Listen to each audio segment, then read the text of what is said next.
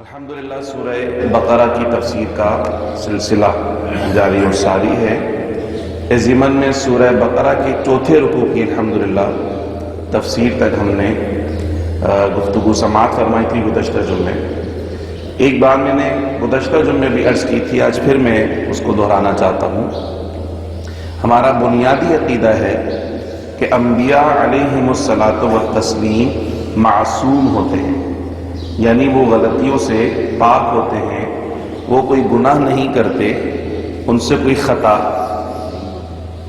عمدن یعنی اپنے ارادے کے ساتھ ان سے کوئی گناہ یا کوئی غلطی سرزد نہیں ہوتی۔ چونکہ اگر نبی بھی غلطیاں کرنے لگ جائے تو پھر امت کی رہنمائی کون کرے گا؟ تو نبی تو آتا اس لیے ہے کہ وہ ایک رول ماڈل ہو، اور جو ماڈل ہوتا ہے اس میں کوئی خامی نہیں ہونی چاہیے، کیونکہ اس کو دیکھ کر سب اپنی تربیت کر رہے ہوتے ہیں۔ تو اگر اس کے اندر بھی خامی ہوگی تو لوگوں کے اندر بھی خامیاں پیدا ہونا شروع ہو جائے گی۔ تو یہ بنیادی عقیدہ ہے کہ انبیاء معصوم ہوتے ہیں، ان سے کوئی گناہ سرزد نہیں ہوتا، نہ چھوٹا گناہ نہ بڑا گناہ، کسی قسم کا گناہ ان سے سرزد نہیں ہوتا۔ یہ ہمارا بنیادی عقیدہ۔ دوسری بات یہ کہ قرآن مجید فرقان حمید میں کچھ ایسی آیتیں ہمیں ملتی ہیں جس میں اس بات کا بیان کیا گیا کہ انبیاء علیہم الصلاۃ والتسلیم سے بھی کوئی خطا سرزد ہوئی تو اس کا کیا معنی ہوگا۔ تو ہم نے یہ گزشتہ جمعے عرض کیا تھا کہ دیکھیں، اللہ کے جو نبی ہوتے ہیں وہ سب کی ہدایت و رہنمائی کے لیے آتے ہیں، ان کی پوری زندگی لوگوں کے لیے سیرت جو ہوتی ہے ان کی وہ ایک پریکٹیکل رول ماڈل کی حیثیت رکھتی ہے نا، سب نے اس کو دیکھ کر سیکھنا ہے۔ تو اگر صرف نیکیاں ہی نیکیاں ہوں گی تو نیکوکار تو سیکھ جائیں گے کہ عبادت کس طرح کرنی ہے، فرما برداری کس طرح کرنی ہے، لیکن انسانوں میں طبقہ ایسا بھی تو ہے جو گناہ گار ہے۔ وہ گناہ گار جب گناہ کر جاتے ہیں تو ان کو کیا کرنا چاہیے، وہ کہاں سے سیکھیں گے؟ تو انبیاء تو چونکہ گناہ سے پاک ہیں، اپنے ارادے سے وہ کوئی گناہ نہیں کرتے، تو ان گناہ گاروں کو سکھانے کے لیے کیا کیا جائے؟ تو پھر اللہ سبحانہ و تعالیٰ کی حکمت ہے کہ وہ اپنے انبیاء علیہم الصلاۃ والتسلیم سے کچھ ایسے کام ان سے سرزد ہو جاتے ہیں جس میں اللہ تعالیٰ ان پر عتاب فرماتا ہے، اپنی ناراضگی کا اظہار کرتا ہے۔ وہ کہ وہ گناہ نہیں ہوتے لیکن خطا ضرور ہوتی ہے، اس پر انہیں عتاب ہوتا ہے، اللہ سبحانہ و تعالیٰ ناراضگی کا اظہار کرتا ہے، پھر وہ انبیاء روتے ہیں، اللہ تعالیٰ کی بارگاہ میں استغفار کرتے ہیں، معافی مانگتے ہیں۔ اب یہ گناہ گاروں کے لیے ایک ماڈل آ گیا کہ اگر ہم سے کوئی غلطی سرزد ہو جائے، کوئی گناہ ہو جائے تو ہمیں کیا کرنا ہے۔ انبیاء نے طریقہ یہ بتایا کہ رونا ہے اللہ کی بارگاہ میں، توبہ کرنی ہے، استغفار کرنی ہے اور اللہ تعالیٰ سے معافی مانگنی ہے۔ یہ ہمیں طریقہ کہاں سے ملا؟ نبیوں کی سیرت سے یہ طریقہ بھی گناہ گاروں کو مل گیا۔ لیکن اللہ کے نبی گناہ سے پاک ہوا کرتے ہیں۔ کوئی بھی غلطی گناہ اس وقت ہوتی ہے جب وہ ارادے کے ساتھ کی جائے، جان بوجھ کر کی جائے، پتہ ہے کہ یہ کام غلط ہے، یہ کام کرنے سے فلاں فلاں ناراض ہوگا، پھر بھی آپ یہ کام کریں گے تو وہ گناہ ہے۔ لیکن جب آپ کو پتہ ہی نہیں ہے تو پھر اس کو گناہ نہیں کہا جاتا، اسے خطا کہی جاتی ہے۔ جیسے روزہ جب رکھتے ہیں ہم تو آپ نے یہ سنا ہے کہ اگر روزے میں کوئی چیز کھا لی جائے تو روزہ ٹوٹ جاتا ہے اور کفارہ بھی لازم آتا ہے، 60 روزے رکھنے پڑتے ہیں، اور ایک روزے کی قضا تو 61 روزے رکھنے پڑتے ہیں، لگاتار رکھنے پڑتے ہیں۔ لیکن اگر کوئی شخص بھولے سے کھا لے، کھایا تو ہے وہ پیٹ بھر کر کھا لیا لیکن اپنا روزے دار ہونا یاد نہیں تھا، اسے بھولے سے کھا لیا، تو پھر کیا ہوا؟ پیٹ بھی بھر گیا، کھا بھی لیا، لیکن نہ تو اس کا روزہ ٹوٹتا ہے اور نہ ہی اس کو کوئی گناہ ملتا ہے، نہ ہی اللہ تعالیٰ کی ناراضگی ہوتی ہے۔ کیوں؟ چونکہ وہ کام کیسے ہوا تھا؟ بھولے سے ہوا تھا، جان بوجھ کر روزہ توڑنے کی نیت سے یہ کام نہیں کیا تھا۔ اگر روزہ توڑنے کی نیت سے جان بوجھ کر یہ کام کیا جاتا تو معاملہ الگ ہوتا، اور بھولے سے ہو گیا تو معاملہ الگ ہوا۔ تو اللہ سبحانہ و تعالیٰ کی یہ حکمتوں میں سے حکمت ہے کہ گناہ گاروں کو توبہ کا طریقہ سکھانے کے لیے اللہ اپنے نبیوں پہ بھی ناراضگی کا اظہار فرماتا ہے، تاکہ لوگوں کو پتہ چلے کہ اگر کبھی اللہ ناراض ہو جائے یا کوئی ایسا کام سرزد ہو جائے جس میں اللہ تعالیٰ کی نافرمانی ہو تو ہمیں کیا کرنا چاہیے؟ توبہ کرنی چاہیے، ندامت کرنی چاہیے، اللہ کی بارگاہ میں گڑ گڑانا چاہیے، چونکہ وہی تو ایک ہے معاف کرنے والا، اور کون ہے جو اس کے علاوہ معاف کرے؟ تو ہمیں اس سے بھاگنا نہیں چاہیے۔ ہم یہاں اگر کسی کی حکم کی خلاف ورزی کرتے ہیں یا کسی کی نافرمانی کرتے ہیں اس سے بھاگتے ہیں۔ جیسے والد صاحب نے بچے کو کہا تھا کہ یہ کام نہیں کرنا، اس چیز کو ہاتھ نہیں لگانا، یہ ٹوٹ جائے گی، اور بچے نے پھر اس چیز کو ہاتھ لگایا اور وہ ٹوٹ گئی، تو پھر بچہ باپ کے پاس آتا ہے؟ نہیں آتا، بلکہ بھاگ جاتا ہے، دور بھاگنے کی کوشش کرتا ہے کہ ابا کو پتہ نہ چل جائے کہ میں نے یہ چیز توڑی تھی، چونکہ پتہ ہے کہ اگر ابا کو پتہ چلی گیا تو پھر پٹائی لگنی ہے، سرزنش ہونی ہے۔ تو انبیاء نے طریقہ میں سکھایا کہ اللہ کی نافرمانی اگر ہو جائے، اللہ نے کوئی کام کرنے سے منع کیا اور تم نے وہ کر لیا، تو اللہ سے بھاگنا نہیں، چونکہ اس سے تو بھاگ ہی نہیں سکتے ہو، اس سے چھپ نہیں سکتے ہو، اس سے پوشیدہ نہیں ہو سکتے ہو، اس کی قدرت کے احاطے سے باہر ہی نہیں نکل سکتے ہو، تو بجائے اس کے کہ اس سے بھاگو، اس کے قریب آ کر اس کے دامن رحمت سے لپٹ جاؤ۔ اور وہ ایسا کریم ہے کہ انہو هو التواب الرحیم، کہ وہ توبہ بھی قبول فرماتا ہے، بلکہ بہت توبہ قبول فرماتا ہے، اور وہ رحم بھی فرماتا ہے، رحیم ہے۔ تو اس لیے انبیاء کی سنت اور سیرت سے ہم کو یہ بات، انہوں نے ہمیں یہ بات بتا دی کہ اگر سرزنش ہو جائے، اگر کوئی غلطی نافرمانی ہو جائے، تو اللہ سے بھاگنا نہیں ہے، بلکہ اللہ کی طرف بھاگنا ہے۔ پہلے دور تھے اور قریب آ جاؤ اللہ تعالیٰ کے۔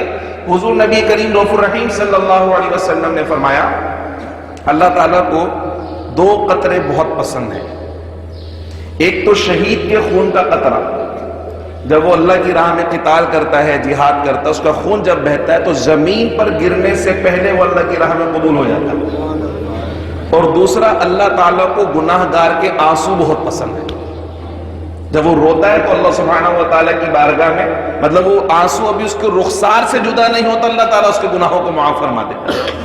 ایک اور حدیث مبارکہ کا مفہوم ہے، سرکار فرماتے ہیں کہ اللہ سبحانہ و تعالیٰ نے انسانوں کو پیدا اس لیے کیا کہ اس کی صفت غفار کا اظہار ہو سکے، کہ وہ معاف کرنے والا ہے، چونکہ فرشتے تو غلطی کرتے ہی نہیں ہیں، تو معاف کس کو کرے گا؟ انسانوں کو پیدا اس لیے کیا کہ وہ اگر گناہ بھی کریں گے تو کیا کریں گے؟ اللہ تعالیٰ کی بارگاہ میں توبہ کریں گے، اللہ سبحانہ و تعالیٰ ان کو معاف فرمائے گا، تو اللہ تعالیٰ کے غفور، غفار اور رحیم اور رحمان ہونے کی شان کا اظہار ہوگا۔ ایک حدیث مبارکہ کا مفہوم ہے کہ اگر لوگ گناہ کرنا چھوڑ دیں تو اللہ سبحانہ و تعالیٰ ہم سب کو فنا کر کر ایک ایسی مخلوق کو پیدا کرے گا جو گناہ کرے اور پھر اللہ کی بارگاہ میں توبہ کرے، اللہ تعالیٰ ان کے گناہوں کو معاف فرمائے۔ تو اللہ سبحانہ و تعالیٰ کو توبہ کرنے والے بہت زیادہ پسند ہیں۔ تو ایسی آیتیں جس میں ہمیں بظاہر لگتا ہے کہ انبیاء کرام پہ اللہ تعالیٰ نے ناراضگی کا اظہار کیا، تو در حقیقت وہ ہم گناہ گاروں کو سکھانے کے لیے تھا کہ وہ نبی جو اللہ کی نافرمانی کرتے ہی نہیں ہیں، جب ان پر عتاب ہوتا ہے تو وہ اللہ سے بھاگتے نہیں بلکہ اللہ کی طرف آ جاتے ہیں۔ تو تم بھی ایک گناہ گاروں اگر کبھی اللہ کی نافرمانی کر بیٹھو تو اللہ سے دور نہیں جانا، خوف کے مارے بھاگ نہیں جانا، بلکہ اس کے تواب اور رحیم ہونے کا اعتقاد کرتے ہوئے، یقین رکھتے ہوئے اسی کی بارگاہ میں دوڑ کر چلے آنا، وہ تمہارے گناہوں کو معاف بھی فرما دے گا۔ اور اگر اس سے زیادہ پیار آ جاتا ہے تو خود اللہ نے قرآن میں فرمایا ہم صرف گناہوں کو معاف نہیں کرتے بلکہ ہم تو گناہوں کو نیکیوں سے بدل دیا کرتے ہیں۔ فَأُولَٰئِكَ يُبَدِّلُ اللَّهُ سَيِّئَاتِهِمْ حَسَنَاتٍ، اللہ صرف گناہوں کو معاف نہیں فرماتا، اس کی شان رحیمی اور شان کریمی ایسی ہے کہ وہ گناہوں کو نیکیوں میں تبدیل فرما دیتا ہے۔ تو یہ کتنی شاندار بات ہو جائے گی اگر آپ اس کو سمجھنا چاہیں کہ آپ نے کسی سے قرض لیا ہوا تھا، 1,00,000 روپے قرض لے لیا، اب قرض کا مطالبہ کرنے کے لیے بندہ آ رہا ہے، آپ کو خوف ہے کہ یار میں قرض واپس لوٹانا ہے، میرے پاس تو پیسے نہیں ہیں، اور وہ شخص آ کے بجائے اس کے کہ آپ سے قرض کا مطالبہ کرے کہ میرے پیسے واپس کرو، وہ کہے بھائی وہ جو 1,00,000 روپے دیے تھے نا وہ بھی میں نے معاف کر دی، مزید 1,00,000 روپے تمہیں تحفہ دینے کے لیے آیا ہوں، تو شادی مرگ کی کیفیت ہوگی کہ نہیں ہوگی؟ خوشی کا کوئی ٹھکانہ ہی نہیں ہوگا۔ تو ہم تو چونکہ ہر چیز کو پیسوں میں تولتے اور ناپتے ہیں، تو اس لیے میں نے یہ مثال دی ہے کہ اللہ سبحانہ و تعالیٰ کی شان کریمی کا عالم یہ ہے کہ وہ صرف گناہوں کو معاف نہیں فرماتا بلکہ وہ فرماتا ہے اگر کسی کی توبہ پسند آ جائے، کسی کا گڑ گڑانا پسند آ جائے، کسی کے آنسو اس کی بارگاہ میں اگر مقبول ہو جاتے ہیں تو وہ گناہوں کو نیکیوں سے تبدیل فرما دیا کرتا ہے۔ تو یہ جو گزشتہ جمعے ہماری سیدنا آدم علیہ السلام کے متعلق ہماری تفسیر کا جو سلسلہ تھا کہ اللہ تعالیٰ نے، انہوں نے ایک درخت کا پھل کھایا تو اللہ تعالیٰ نے انہیں جنت سے زمین کی طرف اتار دیا، شیطان کو اللہ نے مردود کر دیا تھا، نکالا تھا، وہاں فرماتا اخرج، نکل جا، اور یہاں اللہ سبحانہ و تعالیٰ نے نکلنے کا نہیں کہا کہ نکل جاؤ بلکہ فرمایا اتر جاؤ، اہبطوا، اتر جاؤ، زمین کی طرف اتر جاؤ۔ یعنی عزت اور اکرام کے ساتھ جو ایک پروٹوکول ہے خلیفۃ اللہ کا، اس کا خیال رکھا جا رہا ہے. کہا کہ تم اتر جاؤ، نکالا نہیں جا رہا، مردود نہیں کیا جا رہا. کیوں؟ چونکہ اس نے تکبر کیا تھا اس لیے نکالا گیا، اور انہوں نے عاجزی کی ہے تو اللہ نے فرمایا چلو ایک عرصے تک زمین میں رہو، اس کے بعد پھر تم بھی جنت میں رہو گے، تمہاری اولاد بھی جنت میں رہے گی، اور دوبارہ نہیں نکالے جاؤ گے. اس کے بعد جب داخل کیے جاؤ گے تو خالدین فیہا، پھر ہمیشہ ہمیشہ جنت میں رہو گے. اس کے بعد تمہیں جنت سے، تو اطاعت تو یہ ہوتا ہے کہ نکال دیا پھر دوبارہ بلایا نہیں جائے گا. اور یہاں پر کیا تھا؟ یہاں پر فرمایا کہ نہ صرف تمہیں بلائیں گے، ابھی تو صرف تم میاں بیوی رہتے تھے جنت میں، اب اس کے بعد جب تمہیں بلایا جائے گا تو تم بھی جنت میں رہو گے، تمہاری اولاد بھی جنت میں رہا کرے گی، اور ہمیشہ ہمیشہ کے لیے تمہیں یہاں پر رکھا جائے گا. اب اس دنیا میں جو اتارا گیا تھا اس کے اندر ایک بات اور، تیسری بات اس میں اور ایڈ کر لیں. دیکھیں، ایک ہوتا ہے گمراہ کرنا اور ایک ہوتا ہے پھسلانا. تو اللہ سبحانہ و تعالیٰ نے قرآن مجید فرقان حمید میں سیدنا آدم علیہ السلام کے لیے جو کلمہ ارشاد فرمایا کہ فَأَزَلَّهُمَا الشَّيْطَانُ، شیطان نے انہیں پھسلا دیا، گمراہ نہیں کیا. یہ ایک سوال آتا ہے، شاید آپ کے ذہن میں تو نہ آئے، لیکن جو بہت زیادہ سوچتے ہیں ان کے ذہنوں میں سوالات بہت زیادہ آتے ہیں کہ معاذ اللہ ثم معاذ اللہ، اللہ تعالیٰ نے ایک کام کرنے کا منع کیا تھا، آدم علیہ السلام نے وہ کام کر دیا، وہ تو گمراہ ہو گئے معاذ اللہ. اللہ نے فرمایا تھا یہاں نہیں جانا، شیطان وہاں لے گیا، تو گمراہ کرنا ہوتا ہے. تو اللہ نے فرمایا نہیں، شیطان نے گمراہ نہیں کیا انہیں، معاذ اللہ، شیطان نے انہیں گمراہ نہیں کیا، شیطان نے انہیں پھسلایا ضرور ہے. جس کام سے اللہ نے منع کیا تھا وہ کیا ضرور، مگر اپنے ارادے سے نہیں کیا. اس وقت وہ اللہ کا حکم بھول گئے تھے، ان کے ذہن سے محو کر دیا گیا تھا. وہ اس لیے کہ اللہ تعالیٰ نے قرآن مجید فرقان حمید میں ابلیس کو، شیطان کو یہ کہہ دیا ہے کہ ان عبادی لیس لک علیہم سلطان، میرے جو خاص بندے ہیں، عبادی کا مطلب ہوتا ہے میرا بندہ، تو ان عبادی، جو میرے خاص بندے ہیں ان پر تیرا کوئی داؤ نہیں چلے گا. تو آدم علیہ السلام تو خلیفۃ اللہ ہے، تو یہاں بتانا یہ مقصود ہے کہ شیطان کا ان پر داؤ نہیں چلا، وہ گمراہ نہیں کر سکا. گمراہ کرنا تو یہ ہوتا کہ ہمیشہ ہمیشہ کے لیے جنت سے نکال دیے جاتے، بلکہ ہوا یہ کہ اللہ سبحانہ و تعالیٰ نے وقت مخصوص کے لیے ان کو زمین پر اتارا، اور اتارا بھی اس لیے کہ ان کو خلیفہ کہاں کا بنایا تھا؟ زمین کے لیے. فرمایا تھا انی جاعل فی الارض خلیفہ، میں زمین میں تمہیں خلیفہ بنا کر بھیج رہا ہوں تاکہ تمام مخلوقات کے لیے انسان ایک رول ماڈل کی حیثیت میں سامنے آ جائے کہ دیکھو جب اللہ سبحانہ و تعالیٰ عقل بھی عطا فرمائے، علم بھی عطا فرمائے، قوت شہوانیہ بھی ہو، قوت نفسانیہ بھی ہو، تمام نعمتوں سے اللہ سبحانہ و تعالیٰ جب تمہیں مزین فرما دے، اس وقت اللہ سبحانہ و تعالیٰ کی اطاعت و فرما برداری کرنے کا اعزاز اگر کسی کو حاصل ہے تو وہ صرف اور صرف حضرت انسان کو حاصل ہے. باقی سب تو اللہ سبحانہ و تعالیٰ کے ایک دائرے کے اندر محدود ہوئے ہوئے ہیں، لیکن اللہ تعالیٰ نے جتنی نعمتیں انسان کو عطا فرمائی اتنی کسی اور مخلوق کو عطا نہیں فرمائی. پھر پچھلے جمعے سے منسلک یہ بات تھی کہ اللہ نے ہم کو بھیجا کیوں تھا یہاں پر. اللہ تعالیٰ نے فرمایا تھا کہ یہ جو دنیا ہے تمہارے لیے دارالامتحان ہے، میں تمہیں بھیج رہا ہوں، پھر تمہاری رہنمائی کے لیے اپنے نبی بھیجوں گا، کتابیں بھیجوں گا. فمن تبع ہدایا، تو جو کوئی میری ہدایت کی پیروی کرے گا فلا خوف علیہم ولا هم يحزنون، اسے کوئی خوف بھی نہیں ہوگا، کوئی غم بھی نہیں ہوگا. اور وہ جو میری آیتوں کو جھٹلا دے گا، ان کا انکار کرے گا، تو میں انہیں جہنم کی آگ میں ڈال دوں گا. اب یہ دو بہت واضح ترین واسطے اور راستے ہم کو پتہ چل جائے کہ ہمارا دنیا میں آنے کا مقصد کیا ہے، کہ اللہ تعالیٰ کی طرف سے نازل کردہ ہدایت کی پیروی کرنا. کیا مقصد ہے؟ اللہ کی طرف سے نازل کردہ ہدایت کی پیروی کرنا، یہ اس دنیا میں آنے کا مقصد ہے. اگر ہم یہ کام کرتے ہیں تو ہمیں ڈرنے کی ضرورت نہیں ہے، ہمیں خوفزدہ ہونے کی ضرورت نہیں، ہمیں غمگین ہونے کی ضرورت نہیں. اور اگر ہم یہ نہیں کر رہے تو پھر ہمیں خوفزدہ بھی ہونا چاہیے اور ہمیں غمگین اور پریشان بھی ہونا پڑے گا، چونکہ قدرت کا قانون ہے. آپ اگر موٹر سائیکل پہ سفر کر رہے ہیں اور آپ نے دیکھا کہ سامنے ناکا لگا ہوا ہے، سیکیورٹی ایجنسی کے لوگ کھڑے ہوئے ہیں یا پولیس ٹریفک سارجنٹ کھڑا ہوا ہے، اور آپ کے پاس تمام ڈاکومنٹس موجود ہیں اور آپ نے کوئی قانون نہیں توڑا، تو کیا آپ بے خوف ہوتے ہیں کہ نہیں ہوتے؟ بتائیے نا جواب. بے خوف ہوتے ہیں نا کہ یار میں نے تو کچھ نہیں کیا تو مجھے کیوں روکیں گے، اور روک بھی لیا تو مجھے کچھ نہیں بولیں گے، کیونکہ میں نے کوئی قانون نہیں توڑا، میرے پاس سارے ڈاکومنٹس بے خوف بھی ہیں اور بے غم بھی ہیں. اور اگر آپ نے کوئی قانون توڑا ہو اور سامنے سے آپ کو سیکیورٹی والے نظر آ جائیں تو خوف زدہ ہوں گے کہ نہیں ہوں گے؟ اگر روک لیا تو کیا ہوگا، اور روک لیا تو غمگین ہوں گے کہ نہیں ہوں گے؟ اب تو پکڑا گیا میں.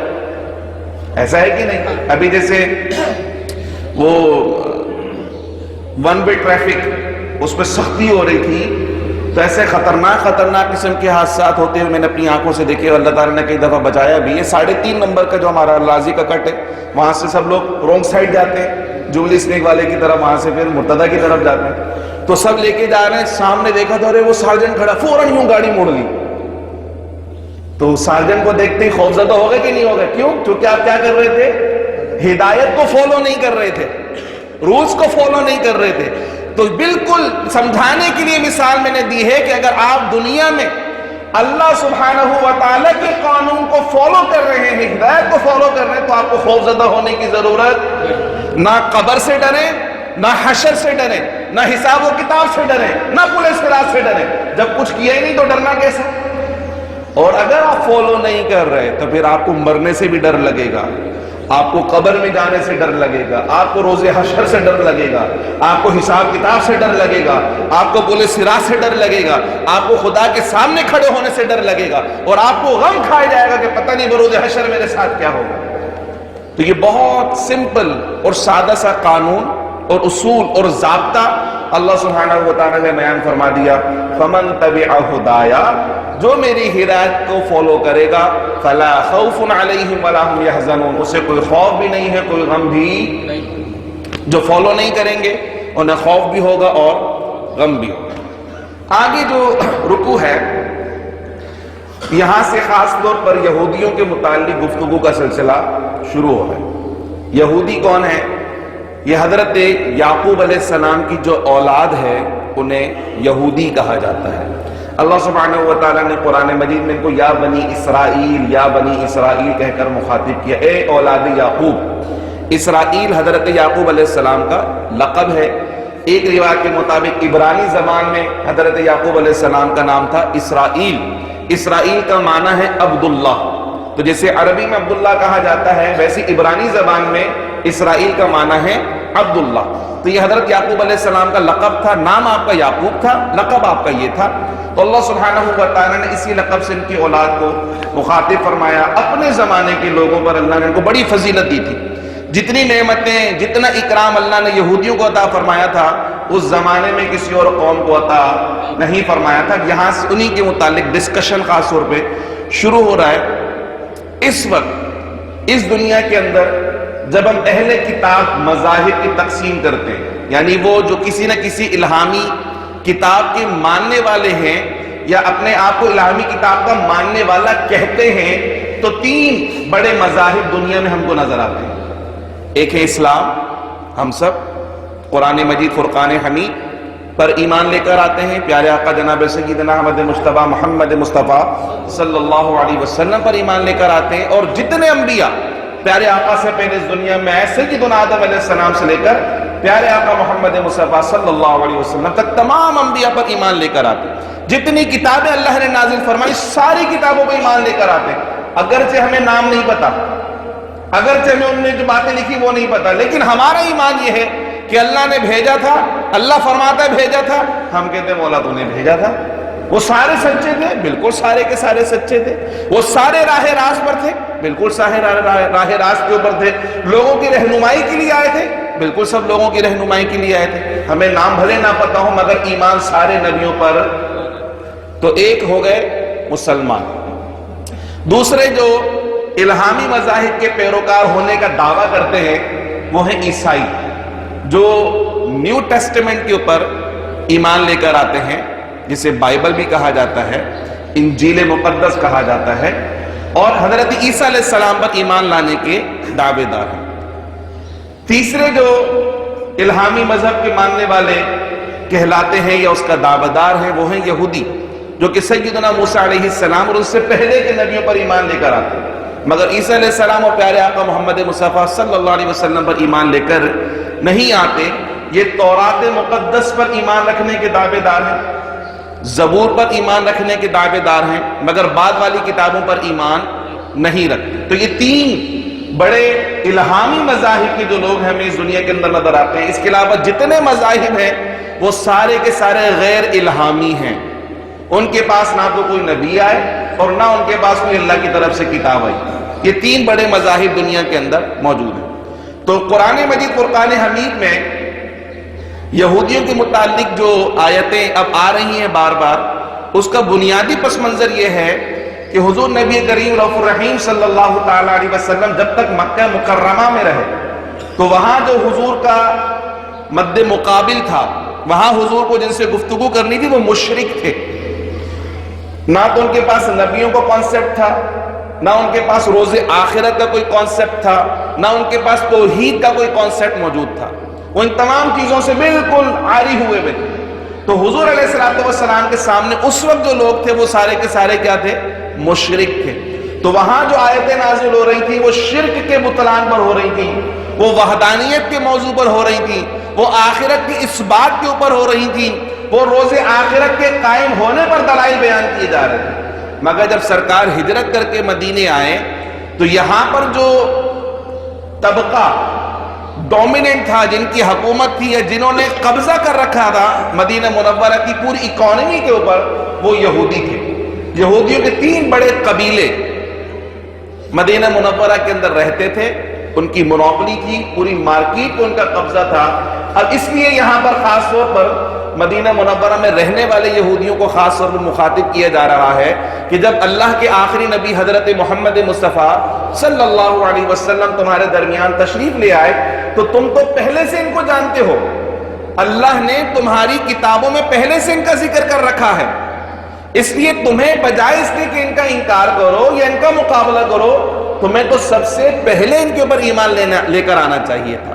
تو اب جو آیتیں شروع ہو رہی ہیں اس میں اللہ سبحانہ و تعالیٰ سب سے پہلے اسی بات کا انہیں حکم دے رہا ہے، اور ان کی کتابوں کے اندر حضور کی جو نعتیں بیان کی گئی تھیں، جو شان بیان کی گئی تھی، اس کے متعلق خود اللہ سبحانہ و تعالیٰ نے قرآن میں فرمایا الذین آتیناہم الکتاب، وہ لوگ جنہیں اللہ نے کتابیں دی تھیں پہلے زمانوں میں، پہلے انبیاء پر جو کتابیں نازل فرمائیں، جو اہل کتاب ہیں، یعرفونہ کما یعرفون ابناءہم، وہ اللہ کے نبی حضرت محمد مصطفیٰ صلی اللہ علیہ وسلم کو بالکل ایسے پہچانتے ہیں جیسے باپ اپنے بیٹے کو پہچانتا ہے۔ ہزاروں کے مجمع میں آپ اپنے بچے کو پہچان لو گے نہیں پہچان لو گے؟ یہی میرا بیٹا ہے۔ یہاں سارے بچے یونیفارم پہنے ہو جیسے، اسکول کے سارے بچے جیسا یونیفارم پہنے ہو، مگر پھر بھی اپنے بچے کو باپ فوراً ایک نگاہ میں پہچانتا کہ نہیں پہچانتا؟ تو اللہ نے پچھلی کتابوں کے اندر اپنے پیارے حبیب اور آخری نبی جناب سیدنا احمد مجتبی محمد مصطفیٰ صلی اللہ علیہ وسلم کی نعتیں، ان کی نشانیاں ایسی کھول کھول کر بیان فرما دی تھیں کہ جو کوئی بھی پہلی نگاہ میں سرکار کو دیکھے وہ فوراً پہچان جائے کہ توریت میں جس آخری نبی کا ذکر ہے وہ یہی نبی حضرت محمد مصطفیٰ ہیں، انجیل میں جس آخری نبی کا ذکر ہے وہ یہی نبی حضرت محمد مصطفیٰ صلی اللہ علیہ وسلم ہے۔ جب اتنی نشانیاں تمہیں بتا دی گئی ہیں تو پھر آخر کیا بات ہے کہ تم اس نبی پر ایمان لے کر نہیں آ رہے؟ تو یہاں سے خاص طور پہ یہودیوں کا تذکرہ اور ان کی اس نافرمانی کا ذکر شروع ہو رہا ہے۔ ہم نے جو 12 روزہ جلسے میلاد شریف کے عنوان پر ہم نے کیے تھے ربیع النور میں، مصطفیٰ جان رحمت صلی اللہ علیہ وسلم کی حیات طیبہ، سیرت طیبہ، اس میں ایک عنوان صرف ہمارا یہ تھا کہ حضور علیہ السلام کا پچھلی آسمانی کتابوں میں تذکرہ، کس کس انداز میں سرکار کے متعلق بشارتیں دی گئی تھیں، اور اس زمانے کی بھی ایسے کئی یہودی تھے جو اہل حق تھے اور وہ حضور کو دیکھ کر فوراً سمجھ جایا کرتے تھے کہ یہ وہی نبی ہے جن کا اللہ نے ہماری کتابوں میں ذکر کیا ہے، اور وہ ایمان لے کر آ جایا کرتے۔ عبداللہ بن سلام رضی اللہ تعالیٰ عنہ یہودیوں کے بہت بڑے عالم دین تھے اور حضور علیہ السلام پر ایمان لے کر آئے، مسلمان ہو گئے۔ کعب بن احبار یہ بھی بہت بڑے یہودیوں کے عالم دین تھے، پیارے آقا صلی اللہ تعالیٰ علیہ وسلم پر ایمان لے کر آ، تو جو مومن ہو گیا وہ تو ہمارا بھائی ہو گیا. لیکن جس نے نبی کی عداوت اور نافرمانی کی اور دشمنی کو اختیار کیے رکھا، وہ پھر صرف نبی کا دشمن نہیں ہے، وہ صرف مسلمانوں کا دشمن نہیں ہے، وہ اللہ کا بھی دشمن ہو جاتا ہے، فرشتوں کا بھی دشمن ہو جاتا ہے، اور پھر اللہ اس کے رسول اور فرشتوں کا جو دشمن ہو جاتا ہے، پھر پوری کی پوری خدائی اس کے مقابلے پر آ جاتی ہے. تو اللہ سبحانہ و تعالی ہم سب کو ایسی عداوت سے محفوظ فرمائے. یہ ایک تھوڑا سا انٹروڈکشن ہو گیا تاکہ جب ہم اگلی آیتوں کی طرف جائیں اگلے جمعے تو ہمیں یہ کنیکشن بنا ہوا مل جائے گا، تو آیتوں کو سمجھنا ہمارے لیے. بیٹے راستہ چھوڑیں، شاہ صاحب آ رہے ہیں، آپ کو پتا ہے کہ شاہ صاحب آتے تو راستہ چھوڑ کے بیٹھا کریں، تو آپ انشاءاللہ کنیکشن جڑے گا تو آیتوں کو سمجھنے میں آسانی ہوگی. دوسری بات جو آج کے جمعے میں کرنی ہے، یہ تو ہمارے جو تسلسل چل رہا ہے اس کے حوالے سے ہوگی. گزشتہ دنوں آپ نے وہ خبر سنی کرونا وائرس کے حوالے سے کہ پوری دنیا کو تو اس نے پریشان کیے ہوئے تھا، مگر یہاں کراچی کے اندر میں اس کا کوئی مریض جو ہے وہ تشخیص ہو گئی اس کے اندر، تو اس کی وجہ سے پورے شہر میں افراتفری سی پھیل گئی اور ایک ایسا طوفان بپا کر دیا گیا کہ بس الامان والحفیظ. اور پھر حکومت کچھ اور کرے نہ کرے، اسکولوں کی چھٹیاں سب سے پہلے کرتی ہے کہ مطلب اسکول کے اندر وائرس لگے گا، گھر میں بیٹھیں گے تو وائرس نہیں لگے گا. تعلیمی اداروں کی چھٹیاں، تعلیمی ادارے بند کر دو، اور کچھ نہیں کر رہے، بس یہی کر دو سب سے پہلے، کم سے کم لگے کچھ تو کیا ہے، کچھ تو کیا ہے. تو اس حوالے سے مسلمان جو ہیں وہ بہت زیادہ پریشان ہو جاتے ہیں. اس کی وجہ یہ ہے کہ ہم اپنے دین کے بارے میں نہیں جانتے، ہم رسول اللہ صلی اللہ علیہ وسلم کی تعلیمات کے بارے میں نہیں جانتے. مسلمان ہو کر خوف زدہ وہی ہوگا جو اللہ کی ہدایت کو فالو نہیں کر رہا. اللہ نے قرآن میں ضابطہ بیان کر دیا، آپ خوف زدہ ہیں، اس کا مطلب واضح طور پہ یہ ہے کہ you are not following the path of اللہ سبحانہ و تعالیٰ. اللہ نے جو ہدایت دیا اس کو فالو نہیں کر رہے، مطلب واضح ہو گیا. خوف زدہ ہونے کا مطلب یہ ہے. ٹھیک ہے، اب دیکھیں ہم مسلمان ہیں اور ہمارا بنیادی عقیدہ یہ ہے کہ بیماری کس کی جانب سے، زور سے بنائے نا، اللہ کی طرف سے، اور شفا کس کی طرف سے، اللہ بیمار کرنا چاہے تو کوئی روک سکتا ہے؟ کوئی نہیں روک سکتا. آپ کتنے ہی آپ جو ہے وہ ویکسینیشن، جتنی ویکسینیشن چاہے کر لیں، اللہ بیمار کرنا چاہے تو کوئی ویکسین آپ کو بیماری سے بچا نہیں سکتی. اور اللہ سبحانہ و تعالی جب آپ کو شفا دینا چاہے تو پھر کوئی اس بیماری کو مزید طول نہیں دے سکتا. تو بحیثیت مسلمان ہمارا بنیادی عقیدہ یہ ہے کہ بیماری بھی اللہ کی طرف سے اور شفا بھی، تو پھر ہمیں خوفزدہ ہونے کی کیا بات ہے. دوسری بات یہ کہ کیا وبائی امراض کے متعلق پیارے آقا علیہ الصلوۃ والسلام کی احادیث میں کوئی گائیڈنس، کوئی ہدایت، کوئی رہنمائی ملتی ہے؟ تو ایک وبا بہت پرانے عرصے سے اس دنیا کے اندر ہے، وہ ہے طاعون کی وبا. نبی کریم رؤوف الرحیم صلی اللہ تعالی علیہ وسلم نے صحابہ کرام کو باقاعدہ اس کے متعلق ہدایت و رہنمائی ارشاد فرمائی. سرکار نے فرمایا کہ جب تمہیں پتہ چل جائے کہ کسی علاقے میں طاعون کی وبا پھیلی ہے تو پھر وہاں کا سفر نہ کرو. حضور کا فرمان ہے. یہ تو آج لوگ کہتے ہیں نا کہ وہاں انفیکٹڈ علاقے میں نہ جاؤ، سرکار نے فرمایا تھا، پہلے صحابہ کو سمجھایا تھا. اگر تمہیں پتہ چل جائے کہ فلاں علاقے میں کوئی وبا پھیلی ہوئی ہے یا طاعون کی وبا پھیلی تو وہاں مت جاؤ، وہاں کا سفر نہیں کرو. اور اگر تم پہلے سے اس علاقے میں موجود ہو جہاں یہ وبا موجود ہے تو پھر اس سے باہر کا سفر نہ کرو، وہیں اپنے آپ کو روکے رکھو. یہ سرکار کا فرمان، سرکار نے صحابہ کو سکھایا. یہ صحت کی اور حفاظتی امور کی باتیں جو حدیث شریف کے اندر ہیں. دوسری بات سرکار نے فرمائی کہ مسلمان کی زندگی کا ہر لمحہ بہتر ہے. وہ صحت مند ہے تب بھی الحمدللہ، اگر وہ بیمار ہے تب بھی الحمدللہ. کیوں؟ سرکار نے فرمایا کہ جب بندہ مومن کو کوئی تکلیف پہنچتی ہے نا، حتیٰ کہ اس کے پاؤں میں اگر کانٹا بھی چبھتا ہے تو اللہ تعالیٰ اس تکلیف کی بدولت اس کے گناہوں کو معاف فرماتا ہے. پھر سرکار نے فرمایا کہ اگر مسلمان بیمار ہو جائے تو جس طرح خزاں کے موسم میں درخت کے پتے جھڑتے ہیں، جب مسلمان بیمار ہوتا ہے تو اس کے گناہ بھی سارے کے سارے ایسے ہی جھڑتے ہیں جیسے پتے جھڑ جاتے ہیں. مسلمان کا ہر لمحہ بہتر ہے. پھر سرکار نے ارشاد فرمایا کہ جو وبائی امراض کے اندر مبتلا ہو کر انتقال کر جائیں، یہ اسلام اتنا خوبصورت مذہب ہے جو اس بارے میں بھی آپ کو رہنمائی فراہم کرتا ہے. سرکار نے فرمایا جو طاعون کی وبا میں مبتلا ہو کر انتقال کر جائے مسلمان، اللہ تعالیٰ اسے شہید کا درجہ عطا فرماتا ہے. ہمارے نبی تو اتنی پیاری پیاری باتیں ہم کو بتا رہے ہیں، مگر ہم خوف زدہ سے ہیں. وہ ماسک نہیں مل رہا تو پریشان ہو گئے. اب کیا ہوگا، اب کیا ہوگا؟ بھائی بیماری اللہ کی طرف سے، شفا بھی اللہ کی طرف سے، اب اللہ تعالیٰ کی بارگاہ میں توبہ کریں، رجوع کریں۔ اسی طریقے سے ایک ہمارے اندر عادت ہے، اس کو سپرسٹیشیس ہم ہو جاتے ہیں، اردو میں کیا بولیں گے، توہمات پرست بہت ہیں ہم، توہمات پرستی بھی بہت ہو جاتی ہے اور عقیدے کے کمزور بھی بہت سارے ہو جاتے ہیں۔ جس کسی نے جو ہمیں بول دیا یار یہ والی دعا کورونا وائرس سے بچاؤ کی دعا ہے، بس پھر آپ دیکھیں دھڑا دھڑ فارورڈ ہونا شروع، یہ دعا کورونا وائرس سے بچنے کی دعا ہے۔ اللہ تعالیٰ نے قرآن کے اندر وہ دعا بیان فرمائی، کیا رسول اللہ نے وہ دعا قرآن اپنی حدیث کے اندر بیان فرمائی تھی؟ سرکار علیہ الصلوۃ والسلام نے جنرل دعائیں بیان فرمائی، کوئی سی بھی وبا ہو، کورونا وائرس کیا، کوئی سی بھی وبا ہو اس میں وہ دعا پڑھ لی جائے، اللہ سبحانہ و تعالیٰ اپنے حبیب کے صدقے میں محفوظ فرما دے۔ تو خاص طور پہ کہنا جی یہ دعا خاص کورونا وائرس کے لیے ہے، تو وہ کون ہے جس نے اس کی نشاندہی کی؟ بھائی کون ہے؟ اس لیے ایسی چیزوں کو فارورڈ کرنے سے بھی تھوڑا سا اجتناب کریں۔ آپ اللہ اس کے رسول پہ بہتان لگا رہے ہیں، نہ اللہ نے بیان کی نہ رسول اللہ نے بیان کی، اور آپ دھڑا دھڑ کر رہے ہیں۔ ہاں پیارے آقا علیہ الصلوۃ والسلام سے وہ دعائیں جو منقول ہیں، باقاعدہ سند کے ساتھ ثابت ہیں، وہ دعائیں آپ لوگوں کو بتائیں۔ جیسے سرکار نے فرمایا جو دعا پڑھ لے بسم اللہ الذی لا یضر مع اسمہ شیء فی الارض ولا فی السماء والسمیع العلیم، صبح شام 3 دفعہ پڑھ لے، اللہ تعالیٰ اسے ہر بیماری اور مصیبت سے محفوظ فرمائے گا۔ لیکن پھر بھی عقیدہ کیا ہے؟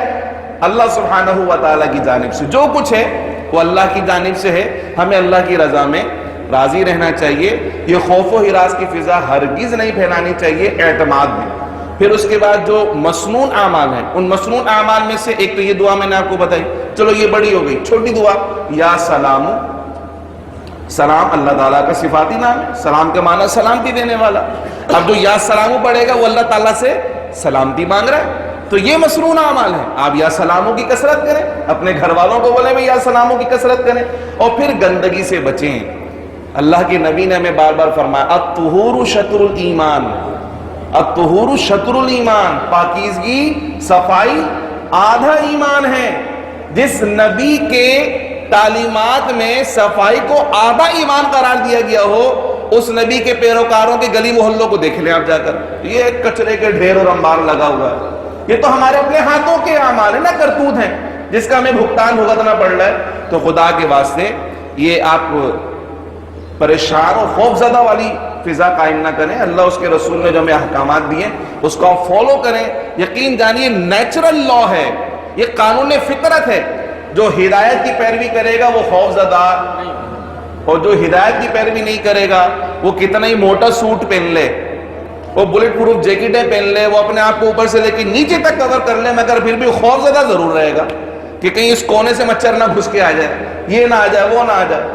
اللہ سبحانہ و تعالی ہم سب کو تمام وبائی امراض سے محفوظ فرمائیں، ہمارے اہل خانہ کو محفوظ فرمائیں، پوری امت مسلمہ کو اللہ سبحانہ و تعالی وبائی امراض اور نادیدہ بلاؤں سے محفوظ فرمائیں، اور سبھی کو صحت و تندرستی عطا فرمائیں۔